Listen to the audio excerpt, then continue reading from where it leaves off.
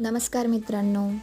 आज इथे मी माझं पेंडिंग असलेलं काम करायला जात आहे. इथे छानशी मी रेडी झालेली आहे आणि नेहमी एक असतं की आम्ही बाहेर जात असतो तर तेव्हा जे कपडे इस्त्रीचे असते तेही सोबतच घेऊन जातो, म्हणजे एकाच वेळेस 2 कामं होऊन जातात. आणि नेहमी कुठे बाहेर जायचं असतं तर यांना एक तर गाडीत हवा भरायची असते, नाही तर पेट्रोल भरायचं असतो. आणि हा सुंदर असं इव्हिनिंग, तसंच इथे मेला पण लागलेला होता, त्यालाच आपण यात्रा म्हणतो. सो माझा चष्मा खराब झाला होता, तोच मला बनवायचा होता, पण मला कुठलीच फ्रेम आवडत नव्हती म्हणून आधीची जी फ्रेम होती त्याच्यातच मी काचे बदलून घेतले.